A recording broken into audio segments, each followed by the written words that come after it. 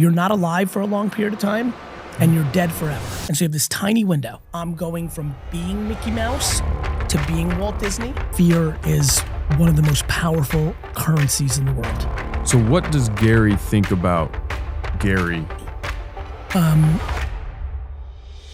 It was devastating for me to go through that in the last 20 years, realizing that whole don't meet your heroes. Yes. It's wild to me. I never made $100,000 in my 20s. It was just that I loved that I knew that I had more time. Time is my great passion. So in my 20s, I just knew man, I have another 80 years to do this. And that brought me tremendous joy. The stuff that I spew online is just me talking to everyone about the conversations I have with myself.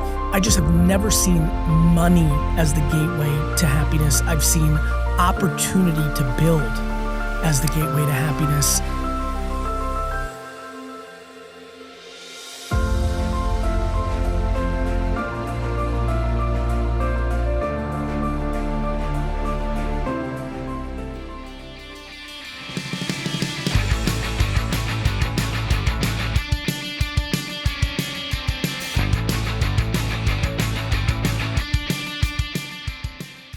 Welcome to the show, Gary. Thank you, my brother. So excited to have you here today. Happy to be here. Yeah, this is going to be fun because you're actually here for another reason, which is the announcement of our cool collab with VeeFriends and everbowl. Yes. And I think it's going to be such a game changer for our brand to bring this digital world, this digital exciting area, as well as the creation of your brain, yes, these new characters, into the retail of our footprint and bring these two communities together. Yeah, I think anything that could ever be a 1 + 1 = 11 is kind of how I think about business development. Obviously, as your footprint continues to grow, and I think QSR, especially for intellectual property, I'm an 80s baby. And so going to McDonald's and getting a Happy Meal with the toy or the IP of the day was so iconic and really was ingrained in my head. I was such a flipper and collector. I remember working in my dad's liquor store in my teenage years. There was a Burger King right next door, and Lion King came out and was on fire. And, I would literally every time I'd take out a package to someone's car that bought it at the store, I'd run real quick to Burger King and buy a meal just to get the actual collectible. And so now that I have my focused Falcon and can team up with a QSR, it's really kind of cool and very full circle. And it's one of my favorite things when it's no different really than doing this podcast.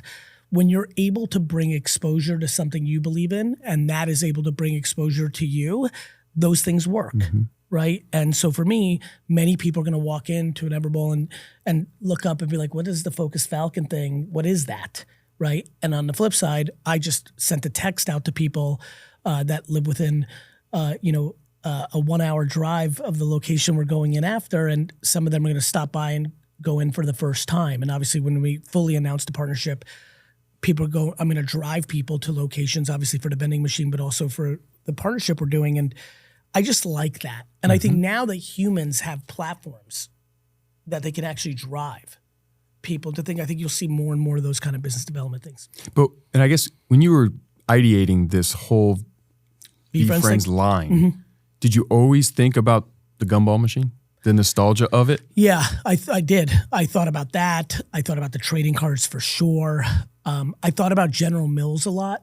So cereal and Peter Pan peanut butter and Flintstones vitamins. So I thought a lot about CPG, apparel, things that are hopefully cool hats, and then broad market stuff.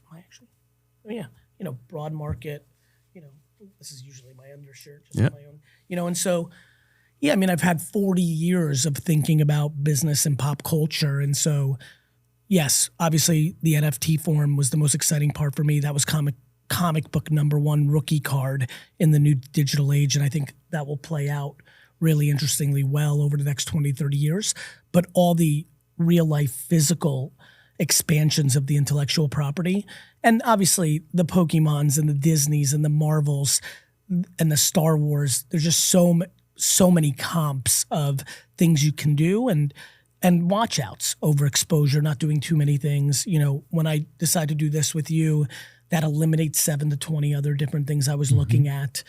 So, these are the things I'm navigating with this intellectual property. Well, I love it because I also think it was brilliant, whether it was top of funnel and top of mind or not, that you're now introducing a whole different subset of the population that may or may not be engaged with the Gary Vee world. Of course. Because they may just want the toy.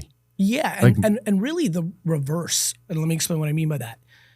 I've given it a really good run here the last decade, and I'm aware that a lot of people know who I am. We're recording this the day after the Super Bowl. Walking around Vegas, like, I'm getting stopped constantly, and Gary Vee, and it's amazing. I also know it's a pimple on the ass. As big as people bigger than me, as big as any person that has 50 million followers on Instagram or 100 million, even them, even the most famous people you can think of, in a world of 8 billion people, there's only so many people you can get to as a human. You don't resonate for everyone. I'm too aggressive for some people. I curse, that turns people off. I'm a white male, that doesn't work for some people. They can't associate with that part. I'm a Jets fan. I was on Radio Row all week making fun of Giant fan and Steeler fans, and that makes them upset. So, there's things that are not going to work.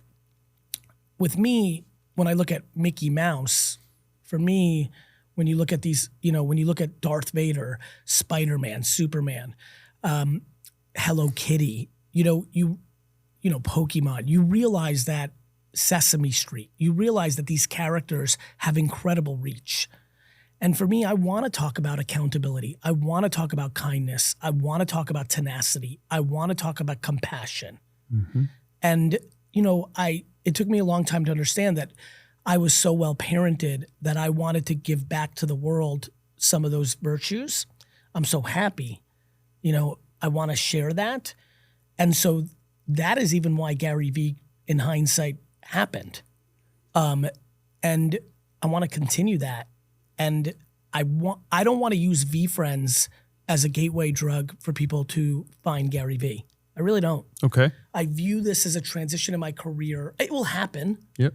But I do view this more as I'm going from being Mickey Mouse to being Walt Disney. I view this more as I was Hulk Hogan, but now I'm Vince McMahon. I want to be behind these characters. I'll be out. It's my personality. I like people. I'll be out and about. But this hunger I have for really leaving a positive deposit, it's a perfect framework, VeeFriends, for me. This selfless part of me is very real, but I'm also a full-bred entrepreneur and want to accomplish business goals and financial goals. And I love that part about me too. And I enjoy that. And I think that's why VeeFriends works for me. And I actually can say this, you're being truly authentic when you say that, because a lot of people that have platforms are two different humans. They're the human they are on their platform. And then when you're with them socially, they're a different person. Yeah, I know. It was devastating for me to go through that in the last 20 years, realizing that whole don't meet your heroes. Yes. It's wild to me, especially when you hire people that have worked for other high profile people. You're just often disappointed on how they treat people. So I'm sorry, go ahead. No, but I was going down that track because what you just laid out and how you are transitioning a little bit more behind the scenes to now make these things grow, having more of that kindness, that empathy, that compassion, that tenacity that you were talking about, those traits, you're all about them. And having now spent some time with you personally, I can say that I've seen that live.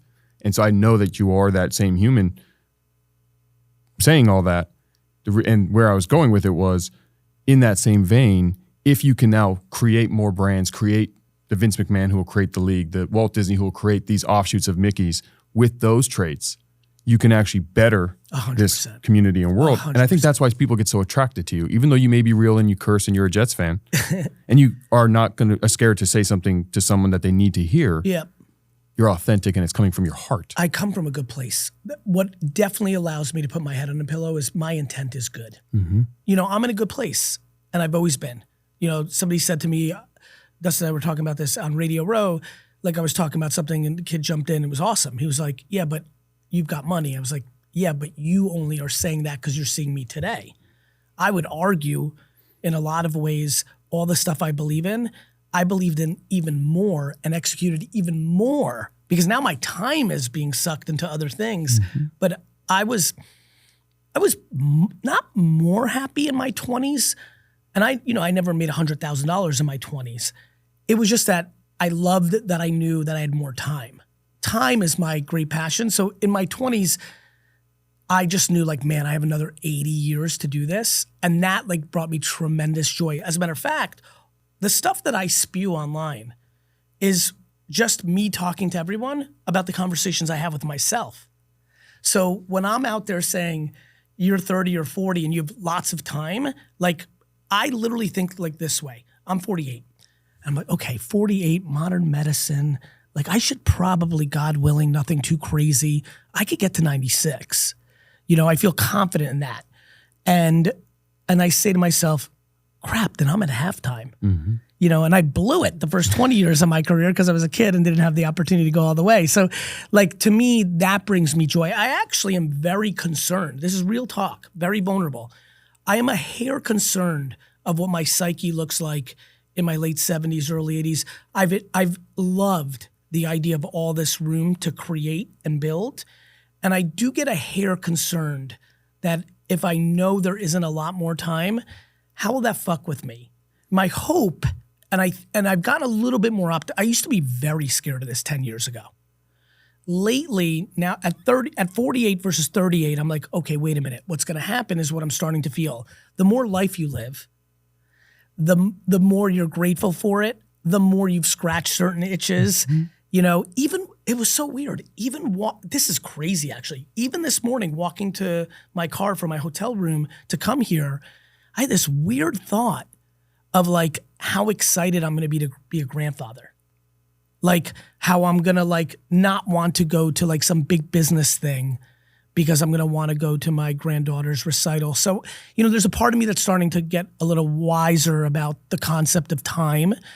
But boy, was like, I just have never seen money as the gateway to happiness. I've seen opportunity to build as the gateway to happiness.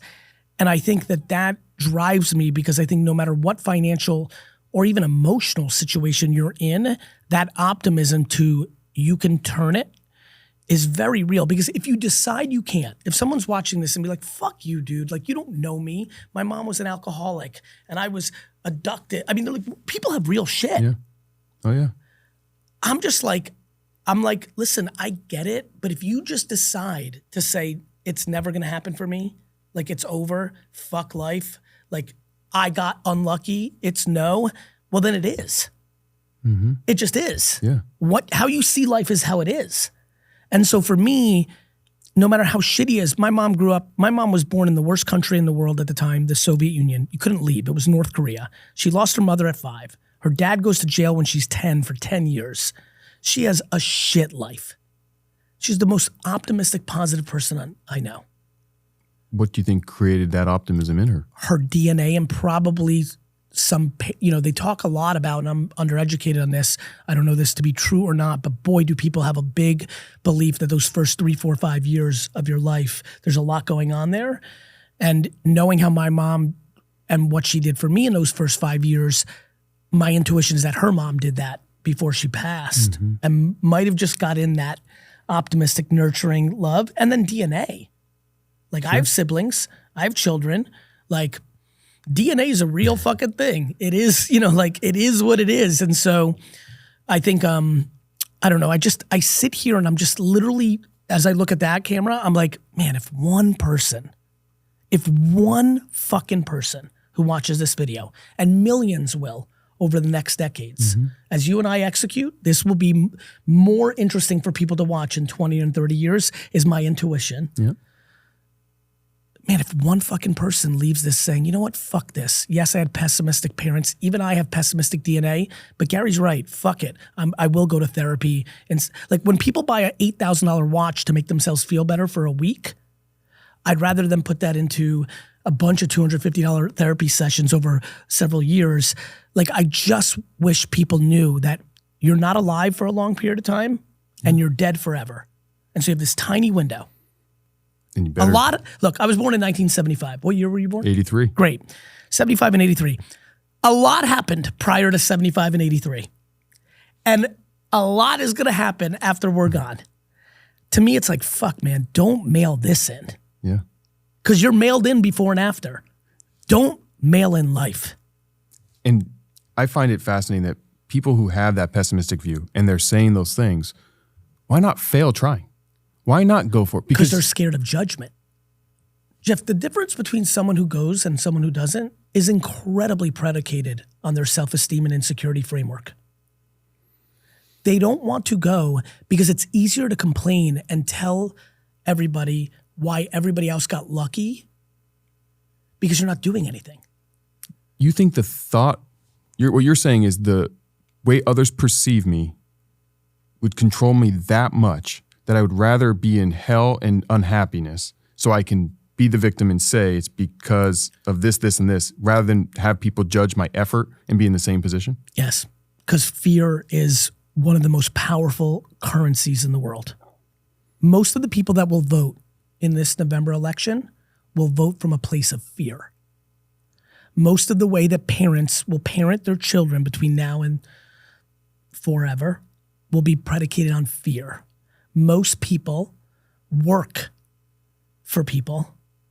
When you and I, because of the way we're wired, we're like, why would you do that? Is because of fear. Fear is this is why Star Wars crushed it. The whole dark side and the Jedis is very, very, very, very well done. And I'll tell you why. I believe optimism and fear are very close. That's why the world, 11 and 1? They're just like this, like a thin line, just a thin line. And that's why the world works the way it works. There's a lot of fucked up shit. And there's a lot of amazing shit. And I think that the dark side, like you look at Darth Vader, he's such an important part. I literally think about the world through the lens of Darth Vader. Like, even though like the way that he like turns in the end of like it's just like, this is how I see the world. Like when I see 90-year-olds apologize to their family for being not nice their whole time on their deathbed, it makes me think of Anakin and like it makes me think of him. And that's how I see the world. And so, yes, I believe exactly what I just said. I think most people do most things because of outside validation. I feel like so much that has worked for me comes back when I was in my 30s and it started to get clear to me. I was like, that's why I was weird in high school. I was just like so utterly not penetratable with peer pressure. That's why I didn't drink. My mom asked me not to drink alcohol. I loved my mom so much and I wanted to do that for her. And even though pretty girls were like, come on, have a drink. And even though my buddies were like, you're a puss, like fucking drink. Like it just didn't fucking penetrate. You never had a drink in high school? No. And it never penetrated. And it just kind of like, I think like if you can deal with peer pressure in high school, I think you can deal with it for the rest of your life. You sure? I often say this is still all high school because it is for most people, And so even this weekend in Vegas, what's going on with people? They're all peacocking. There was like people like upset they couldn't get into that table or that VIP room as if it matters. Like, you mean the subjective opinion of some people you barely know is that you're not as cool as them? Who gives a fuck? I obviously got to a place in my career where I'm lucky and can get into certain things, but there are plenty of times where I can't. Sure. And I'm fine. Who gives a shit? If Jay-Z doesn't want to invite me to something, that makes sense to me. That doesn't hurt my feelings, right? Like, and people just walk around with crazy insecurities and audacity. Like, I've been to like events where I like see somebody roll up and they're like they're not known, they can't get into whatever this thing is, and they're like, yo, I got 80,000 followers on Instagram, and I just watched that, and I'm like, by the way, please don't do that anymore. It doesn't make you look good. Not with winners, at least. Like, what does that mean? Like, it's just so fucking high school. Who gives a shit how many followers you have? Who gives a shit if you have a blue check mark? Who gives a shit how much money you have? Really, it doesn't fucking matter. It's true. Like, I don't really know how much money anybody really, really has. I know what people try to perceive out there, but it's not going to make me like or dislike Drew Brees anymore, right? Like, I don't understand what we're doing out here. So yes, I believe that most people are scared of other people's opinions, and it dictates all of their actions, all of them. As an entrepreneur, I know how meaningful it is to invest in the people and causes that are close to me. And on GoFundMe, it's easy, safe, and powerful to do just that. whether you're supporting a family member, friend, local business, or charity. And whenever you make a donation, you're protected by the GoFundMe Giving Guarantee.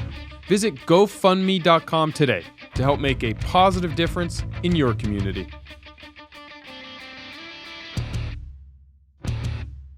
Hey everybody, looking for great insights? Entrepreneur.com's podcast network is the place for you.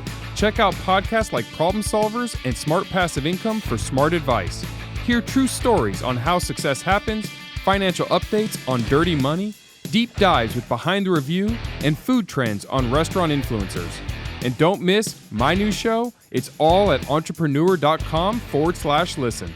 Let's start our success journey today. So in the spirit of what my goal with this show, because I'm doing it, I think I have found, and I know you have too, based on what you just said, that once you achieve a certain level of what you were chasing, that financial success, professional success, and you look at your business career, it's like what fills you up is actually watching and helping those in your circle grow, winning 100%. As a team. And so the spirit of the show is to help people that are struggling, that are saying, hey, I see this, I don't have a path, I don't know what to do. How do we help them not stay victim to their fear and get away from that? Because if fear is as strong as you're saying it is, and it's actually making people make these life decisions which are curtailing their ability to have happiness and find success, how, as the community, and especially someone with your platform, how can we help them see past it? I'm pounding this. I mean, I've put out fucking 10 years of content, at least 7 years. I'm doing it every day. It's what I'm doing in the meta right now. Sure. I'm telling all of you right now, the fear you have of your mom or dad's opinion, of your sibling's opinion, of your spouse's opinion, of the person you're dating's opinion, of the people that follow you on social media, of your neighbor, of anyone, like the fear of their opinion is the trap.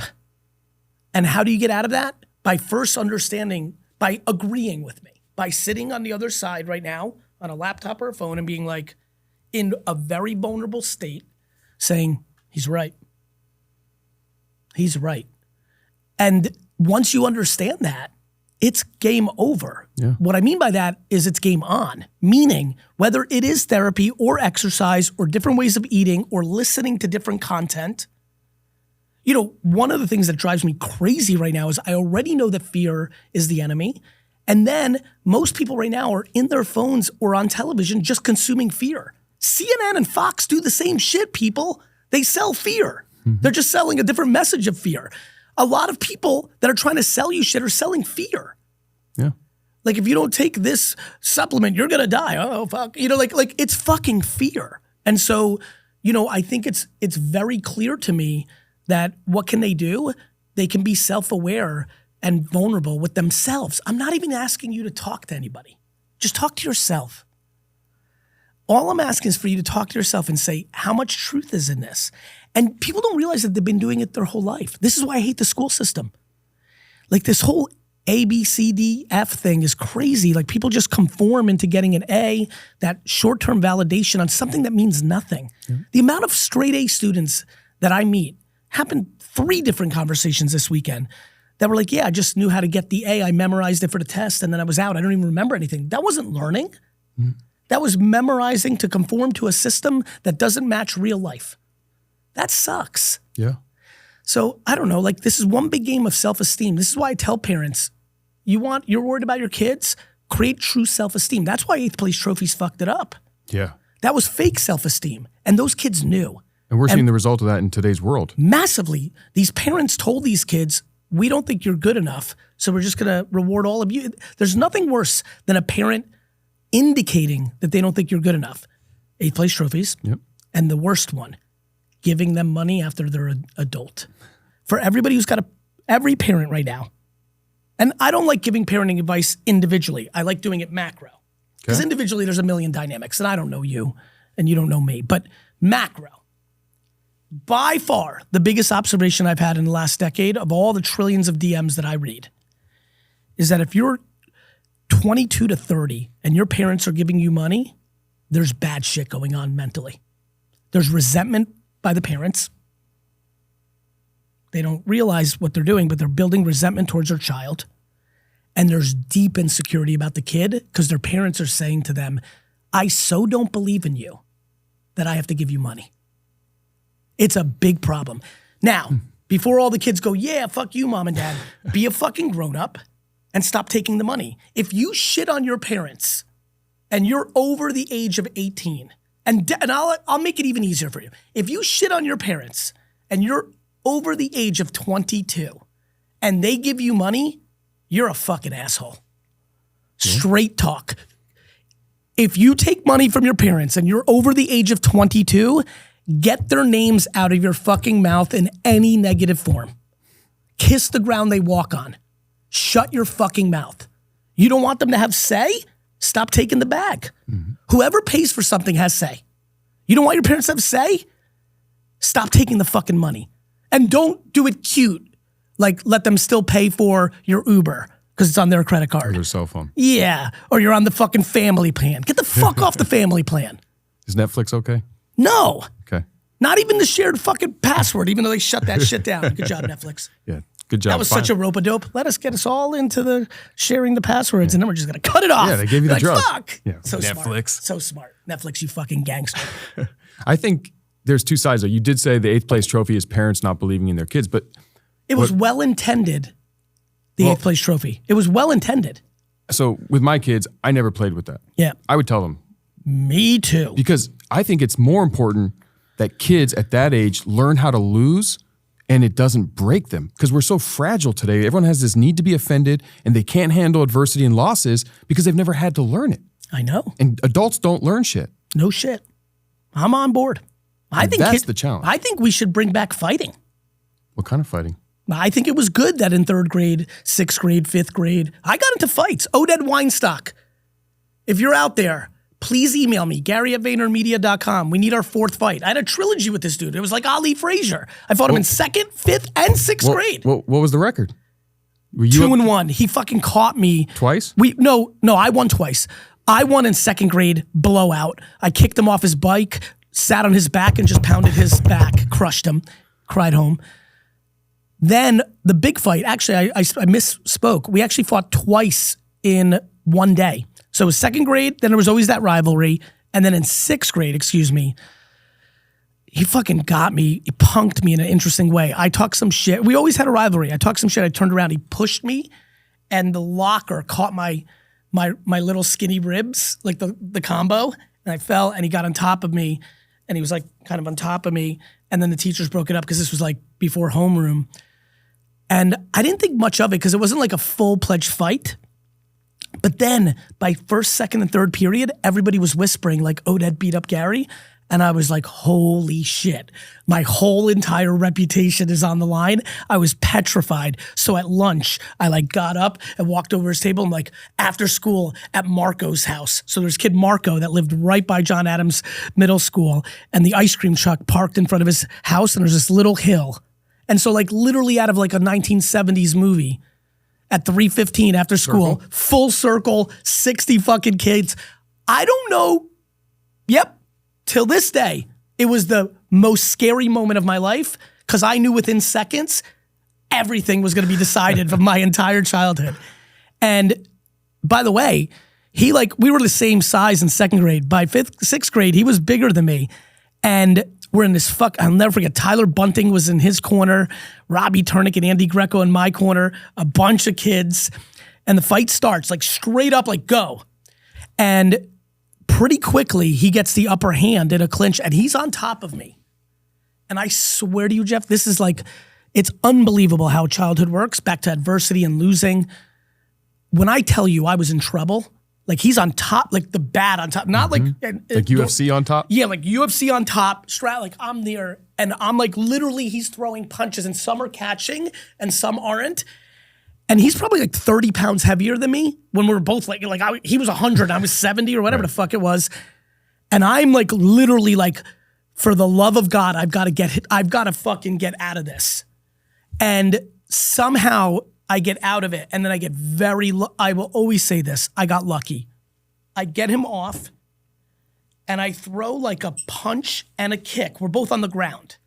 And the fucking kick hits him directly in his face, and his entire nose explodes and he's bleeding everywhere. It was like big, right? The story the next morning was that I punched him, but I know it was my foot because I threw them both at the same time. We both kind of get up because he got knocked back by that. I get knocked back. We get up and it just pours. And luckily that just shook him. And he kind of like cried and ran off. And it was like fucking out of Rocky. Like the whole circle got me. It's pretty much the best moment of my life. And anyway, long-winded way to tell you that I believe that fight, both for me and Oded, was a good thing. My intuition is, actually the next year me and Oded got a little friendly. We played a little tennis together and then I moved and I've lost touch. So I think he does real estate. I Googled him a couple of times. I think he does real estate down in South Jersey. Nonetheless, I will promise you that was good for me and Oded. And I believe all this cushy shit, and we fucking track our kids. Do you know there's college kids that are being tracked by their parents on their phones? Like tracked or just still being shared? No, tracked, like the fucking Find My Kid or whatever fucking app is. And it's just fucking fucked up. Like, we have fucking grown-ass children. Like, fucking kids used to go outside. Your parents had no fucking clue where you were. Now we're just in our kids' shit. And all these parents are hovering. And then all of a sudden, all these people at work, like, it's crazy. We fucking hover and smother and suffocate them. And then at work, we shit on all the 20-year-olds that come and work for us because they're not our kids. Meanwhile, our kids doing the same shit at another company. And it's all fucking bullshit. And we need to fucking cut it out. And we're seeing the results. Yeah. And by the way, for all the kids that aren't that way, you should kiss your parents in the face. If you're a kid that your parents didn't smother you that way, but still loved you, it's not like they didn't give a shit. Well, guess what? Good news. You're about to kill all these softies. The fucking 22-year-old that's got a chip on their shoulder is about to I dismantled everybody growing up 22 to 40 that I was around, but a lot of them weren't coddled either. Sure. I was just more ridiculous. This new crew, if you're a 22-year-old and you got something and you have self-esteem and you're not scared of losing, you're about to fucking dominate. Yes. You just summed it up. That getting over that fear of losing. This goes back to judgment. This is why everyone's scared of judgment. Our parents taught us that losing's bad. Yeah. They taught us. They said, losing is so bad that we're going to have to give you something. Fuck that shit. Man, I'll tell you, when my kids started playing sports, when I saw a kid cry, I would run over to him. I wouldn't even go to my kid. I'd run over to the kid that cried and be like, with the parents there, I'm like, you're the best. You're the best kid here. Good, cry more. That's a winner. If you care, do you understand that 8th place trophies created indifference? Do you know how dangerous indifference is? Do you know what the mindset of it doesn't matter means? If you're someone who says it doesn't matter, you're in a very dangerous spot. Yeah. Indifference is dangerous. Yeah. And that's what we taught these kids. We demonize competitiveness. A kid fucking cries and we're like, that's not good. Fuck you, parent. That's the best. Show me a kid that cries after losing a sports match when they're in 3rd grade. I'll show you someone who's going to win in life. Period on the story. Michael Jordan cries when he won or lost because he cared. It's the best. Yeah. I think pro athletes should cry. Pro athletes do cry. They do. I was at the game yesterday, but I'm sure, like, I saw in the AFC NFC Championship game, they zoom in, they're crying. It's called giving a fuck. Mm-hmm. Yeah. It's just a game. Fuck you. It's just a game to you, loser parent. It's not a fucking game to me. This was my life. This fucking volleyball game in 4th grade was my fucking life. Fuck you. It's just a game. Everything's just a game. Fuck you. But the kids who are This one's got me pissed. No, it's good. It's like, fuck you. It's just a game. It's not just a game. It's just not. Life's a game. Well, it's all a game. It's just all a fucking pick game. Your game. The whole thing's a fucking simulation. Everything's a game. Don't tell me it's just a game. You fucking modern parenting bullshit of sucking alphas, winning DNA out of them is a fucking problem. You didn't always have this awareness to this. I had no idea. I was just living like most people. So what does Gary think about Gary today and also, let's say, 10 years ago? The same shit, that I'm a nice dude that's competitive and hungry and nice and... No, I mean, the self-talk, not how you view yourself from an external side. Like, how did the mind that you play, like you said, you were scared when you were about to get in that fight and you had Yes. that moment. Like today. I'd still be scared if I got into a fight. If you and I had a fight right now, which I would be willing to do. Would you? Yeah, 100%. I'm so crazy, bro. I will fight you. I'm serious. I'll fight. When are we doing this? We need 60 people on a I need hill. at least a pay-per-view though. Let's make some money if we're going to do it. Okay. But should we get on the undercard? But if we did that, right? Let's say this got weird and we just took it to the max. I'd be scared shitless. Nothing, pain doesn't scare me at all. You get knocked out, you wake up. Reputation. Sure. Over everything. I don't need to be fucking walking around life and people being like, what about Jeff? I'd be like, motherfucker. Like losing, like. The everbowl guy. You know what I mean? And so like, I just think that it's no different than doing a podcast. Like walking in here, I'm like, look at all the names in the signboard and I'm like, I'm going to do a better podcast than all those fuckers. Fuck Drew Brees. Fuck shit. You know, like that's how I think. And so speech, going into a business meeting, and then what, you know how that manifests, you know, some people hearing that are like, what the fuck? It manifests in a beautiful way. We're about to go do an event in a store, whether one person shows up or 7,000 people showed up or anything in between, I will give it everything. Right, Dustin? You know that. Like you've seen it. You've seen me in front of 15,000 people and you've seen me go to a thing that we thought 50 people would be there and 4 people are there and I rip it regardless. And I think that's, people hear like, I want fuck Drew. They're like, oh, that's nasty. No, it's good. Yeah. It's good. I love Drew Brees. He's super nice, especially Drew Brees. The Jets beat him in a playoff game that made me very happy. So with Drew, I have no angst. The only time we ever played him that it mattered, the Jets beat him. So and he's the most lovely guy, so no problem there. But what I mean by that is that's a good mindset. And I think for some reason in the last 20, 30 years, we made it like it's bad. Well, his quote on that wall, funny enough, is how you do anything is how you do everything. That's insane. That's exactly what he wrote on our wall. See, that's so cool. Yes. And like, yes. Hey, fitness fans, ready to crush your fitness goals? Make your move to EOS Fitness, where becoming a member starts at just $9.99 a month. Gyms are open 24/7 and packed with the latest gym equipment to keep your workouts fresh. What are you waiting for? Give them a call, drop by, or hit up jefffenster.com/EOS to join. EOS Fitness, better gym, better price. Now, let's get after those goals. Hey there, it's your host, Jeff Fenster, and I have something very exciting to share with you today. You know, here on the Jeff Fenster Show, we're all about growth, both personally and professionally. Speaking of growth, have you ever heard of everbowl? As the proud founder of everbowl, I can tell you firsthand that we're on a mission to help everyone unevolve, to live actively and eat stuff that's been around forever. Imagine stepping back into a world where everything you eat is fresh, nourishing, and packed with nutrients. At everbowl, we've got you covered with our wide range of superfood bowls. But it's not just about the food. It's about a community of like-minded individuals who are determined to embrace a vibrant, fulfilling lifestyle. Join us on this journey as we redefine what it means to be healthy and active. So if you're ready to unevolve and be the best version of yourself, head over to everbowl.com and check out our menu. So anyway, you know, that the inner talk to me is like, I'm still the same person. I'm very detached from my success. Very. I don't think I'm better than anybody. I really don't. I know that I'm good at business. I know I'm a good communicator. I know I have good work ethic, but I don't think that makes me better than anyone. I think humility is, you know, to your point, when you said that little thing earlier, which means more to me than anything. You saying I've seen it up close and personal, I like it, that's what I live for. So like, you know, when you see me at the airport, right? We did an event, we were at a similar event, I remember we ran into each other in the line, right? You know, I think I might have even been on a call, but it was still important to me, like, to like be able to like talk to you. It was the like, first day we met and then we saw each other in the airport. You know, like those are the moments. Yeah. Obviously the dinner drinks we had the other day, like those are the moments. That's when you know. And, you know, I don't know. I just think that the inner dialogue is very similar. I still want to step up and I want to take the last shot, you know?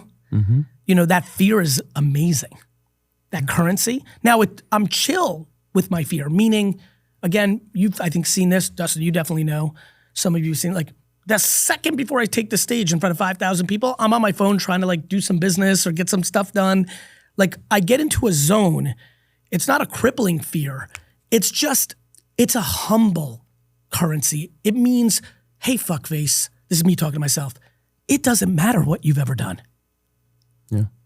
It doesn't matter. If you shit the bed on this talk, all those people are like, you suck at speaking. If your next 12 business decisions all fail, it means you got worse. You're not as good. I love the merit of life and business, and that's the inner dialogue.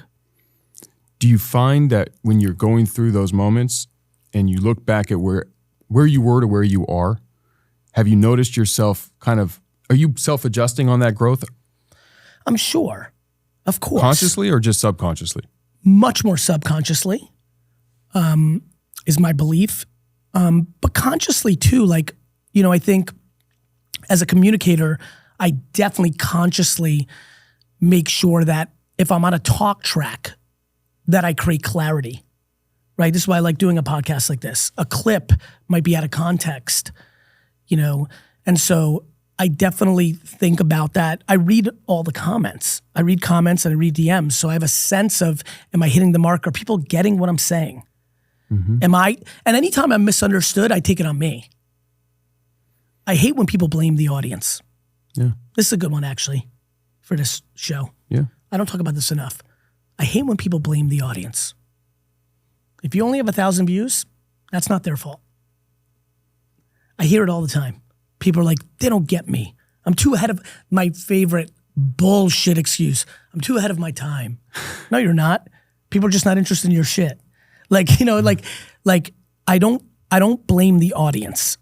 And that level of accountability, I think a lot about. So when I see people misunderstand what I'm doing, I create clarity and I'll give you a perfect example. My garage sale videos.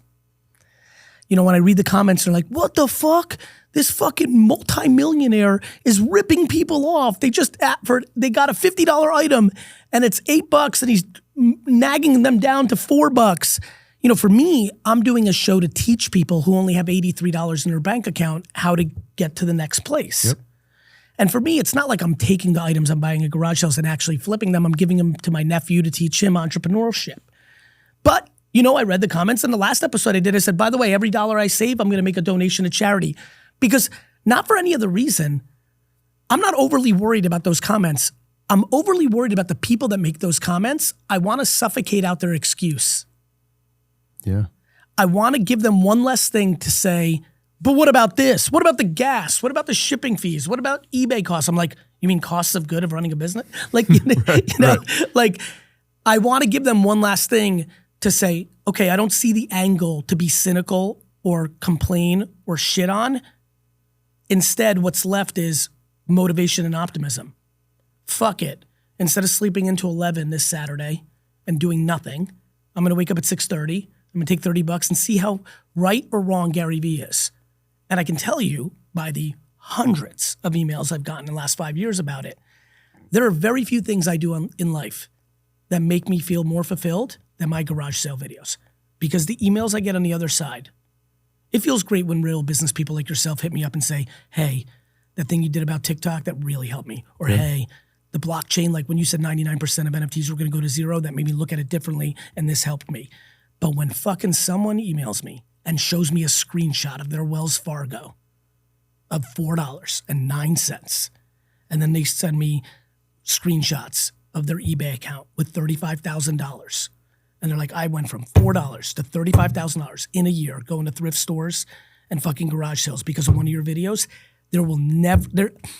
I'm not sure I'm going to find it because it really fucking matters to that person. You changed someone's life. Period. The business person that helped them on TikTok, you didn't change their life. You just gave them a little extra. And listen, I love it. And by the way, it does change lives. It allows those people to do bigger things. But man, to your point, fuck, it just hits different. Mm-hmm. And I know that a stunning majority of the people that are watching here, for not everybody only has $4. A lot of people have less. They're in massive debt. And more importantly, a lot of people are getting by and that extra. Here's the big one. Another good analogy. This morning, my heart was so full because I saw so many videos and recaps of dads and daughters watching the Super Bowl because of Taylor Swift. Taylor Swift will do a lot of things in her life. The fact that she's going to bring daughters and dads together because of this football thing, she may never top that. Mm-hmm. It's so remarkable. I have such flowers for her impact on that. I love football, and it's great that the sport's a little more popular. No.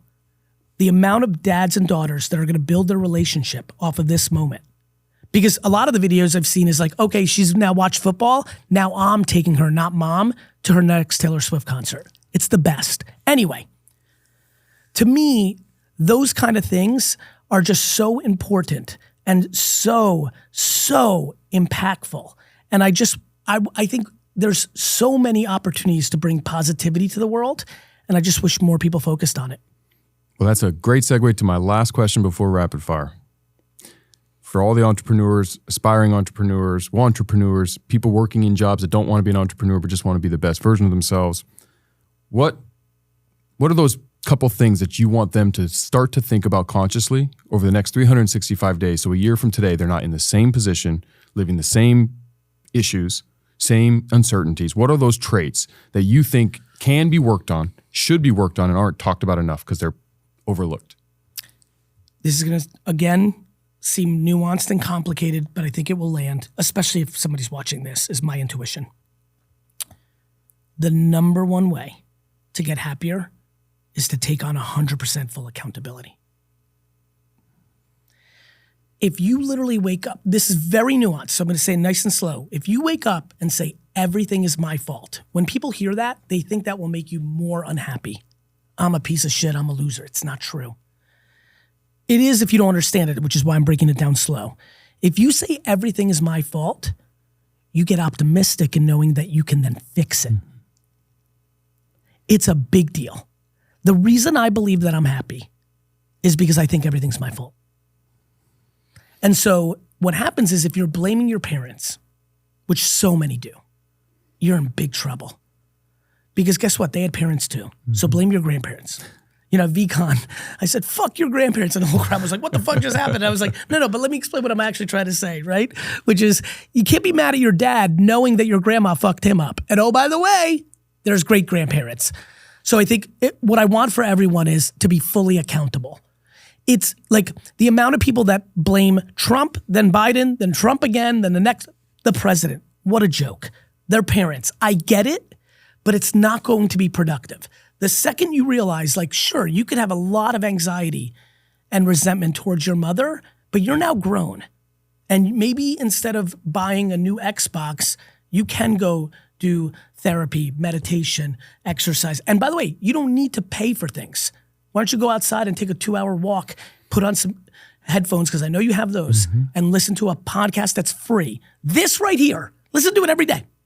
I'm not joking. I'm trying to get you some views. Listen to this every day. Like it will, and so get positivity in your ears, become fully accountable to your life. It's not the government or your parents' fault. It's they've put you in certain situations, but you have the strength and capacity to make it better. You just do.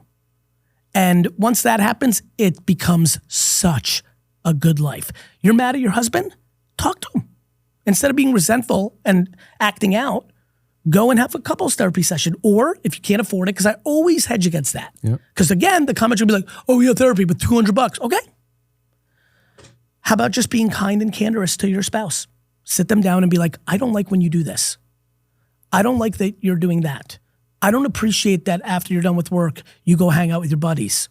Like, talk. Because then he or she may say, well, I don't like that. And, communication. Yeah.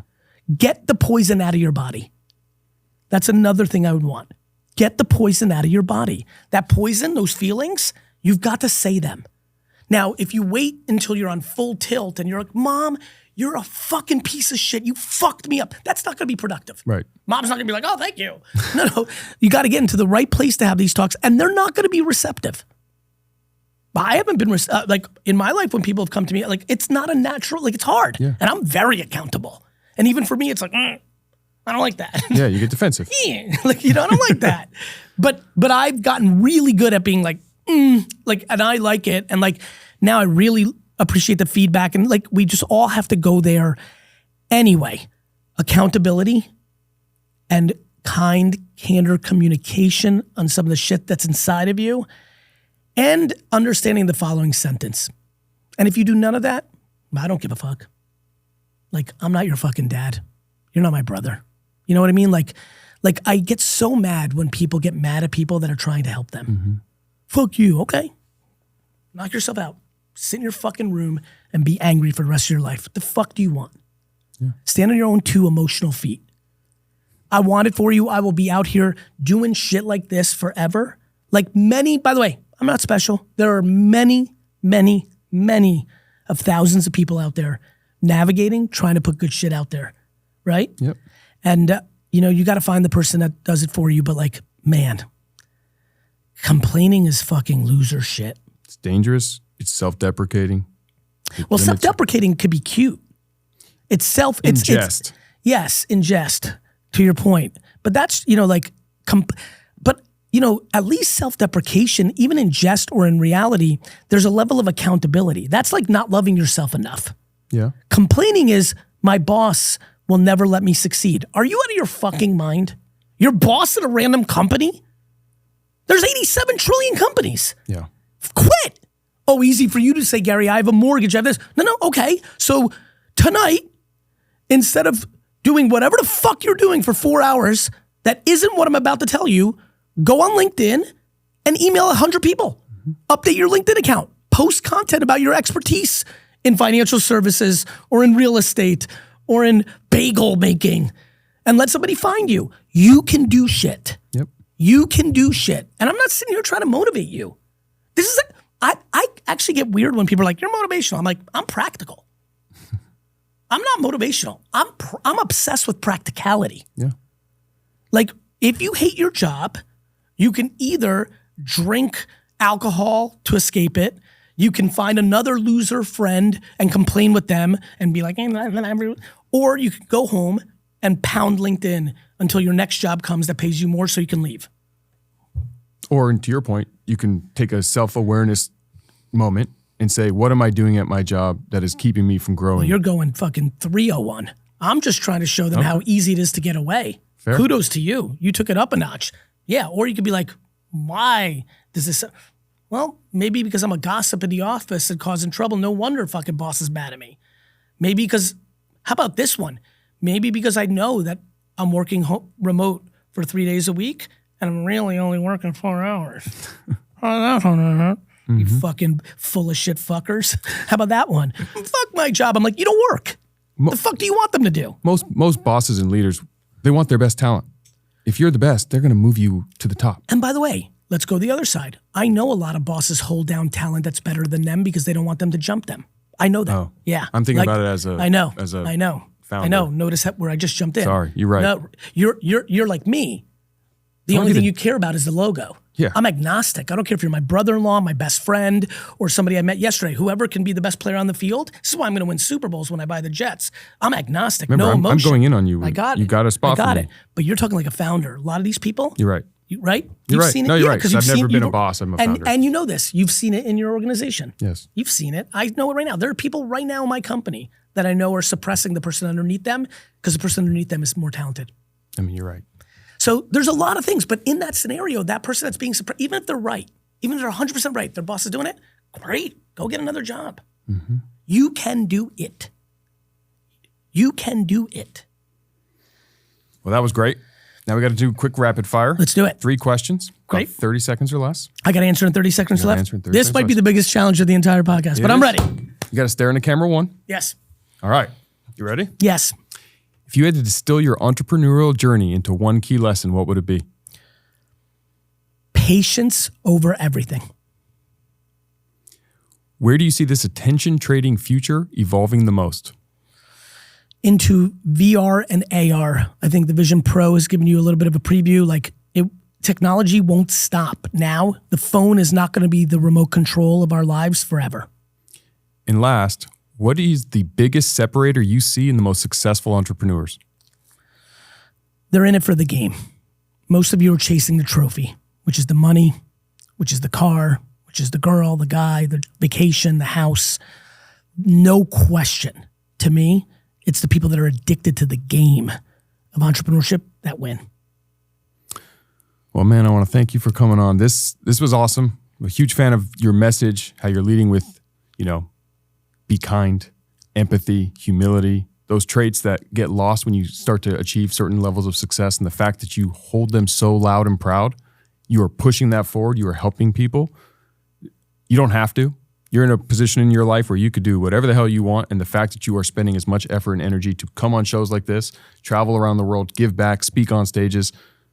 Obviously, you don't need it from me, but I want to say thank you. Thank you, brother. And real quick, because we share a lot of audiences this way, being kind and compassionate and sympathetic doesn't make you any less alpha killer winner, right? Like if you dissect this podcast, we talked a lot about warm and fuzzy, and I talked about punching Oded Weinstock in the fucking face and yelling at parents to never again stop a kid from crying in a basketball game. Cheer them. Don't suck it out. You can balance these two energies. You could be a fucking killer on the field, but a nice person when the game hits 0-0. And I'm up for the pay-per-view. You're up for it? I'm up for it. Did you grow up wrestling? I boxed in college. You know what's so funny? Even hearing that, it's crazy how chemicals work. Even that became the logical sentence of like, oh shit, you're gonna lose, Gary. This is like what incredible like confidence looks like. You're a Jets fan. I'm a Jet. Well, the Jets fan part is enjoying losing in the climb. I'm talking about delusional confidence. Like my brain goes to like, okay, I own a sports agency that has a lot of UFC rep. You know, we rep a lot of people. Could I, in 3 months, learn enough skills to be able to mitigate a very substantial disadvantage on paper? Yes, I can. Say, hey. More to come as we build up the hype for this fight. Pick it up. Pick a date. I'm in. Love you, brother. Thank you for coming on, man. This was awesome. Thank you. Hey everyone. First, I want to thank all of you for tuning in. And if you guys haven't heard about my new book, Relationship Bank Account, click the link in the show notes or search the title on Amazon. This book is packed with all my secrets to success in both relationships and life. Make sure to pick up a copy, and if the book helps you on your journey, let us know by leaving a review. I appreciate all of you and can't wait to see you on the next one.